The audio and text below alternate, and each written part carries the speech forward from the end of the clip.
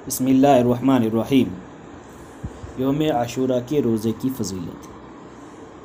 हज़रत इब्न अब्बास रज़ियल्लाहु तआला अन्हु फरमाते हैं कि आप सल्लल्लाहु अलैहि वसल्लम जब मदीना तशरीफ़ लाए तो आप सल्लल्लाहु अलैहि वसल्लम ने यहूद को रोज़ा रखते हुए देखकर पूछा कि ये क्या है, तो उन्होंने जवाब दिया कि इस दिन अल्लाह ने बनी इसराइल को फ़िरौनियों से नजात अता की, तो मूसा अलैहिस्सलाम ने इस दिन रोज़ा रखा, हम भी उसी के इत्तिबा में रोज़ा रखते हैं। तो आप सल्लल्लाहु अलैहि वसल्लम ने फरमाया कि तुमसे ज़्यादा ताल्लुक़ मुझको मूसा से है, लिहाजा आप सल्लल्लाहु अलैहि वसल्लम ने ख़ुद भी रोज़ा रखा और लोगों को भी रोज़ा रखने का हुक्म दिया।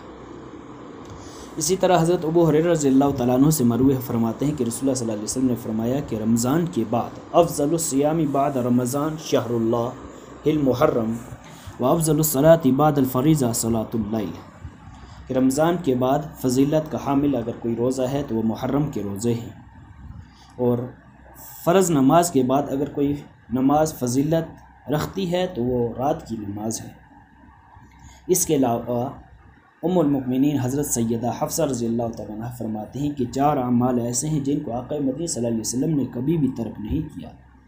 उनमें पहला अमल आशूरा के रोज़े का है कि आप सल्लल्लाहु अलैहि वसल्लम मुसलसल हर साल रोज़ा रखते थे।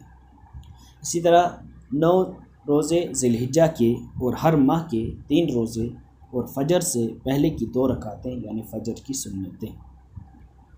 और एक रिवायत में आक़ा मदनी सल्लल्लाहु अलैहि वसल्लम ने यौम आशूरा के रोज़ा रखने की फ़जीलत भी बयान फरमाई और उस पर मिलने वाले अजर व सवाब का भी ज़िक्र फरमाया। हज़रत अबू क़तादा रज़ियल्लाहु तआला अन्हु फरमाते हैं कि आक़ा मदनी सल्लल्लाहु अलैहि वसल्लम ने फरमाया, इन्नी अहतसिबु अलल्लाह अन युकफ़िर सनतल्लती क़ब्ला, कि मुझे उम्मीद है कि अल्लाह रब्बुल इज़्ज़त इस एक रोज़े की वजह से गुज़श्ता एक साल के गुनाह माफ़ फरमा देंगे। और इब्ने माजा की रिवायत के अंदर ये भी है अस्सनतल्लती बादहा, यानी एक साल पहले के यानी गुज़श्ता साल के और आइंदा यानी 2 सालों के गुनाह अल्लाह रब्बुल इज़्ज़त इस रोज़े की वजह से माफ़ फरमा देंगे। अल्लाह हमें ये रोज़ा रखने की तौफ़ीक़ अता फ़रमाए और इस पर अजर सवाब जो मिलने वाला है अल्लाह वो भी हमें अता फ़रमाए और हमारे गुनाहों को माफ़ फरमाए।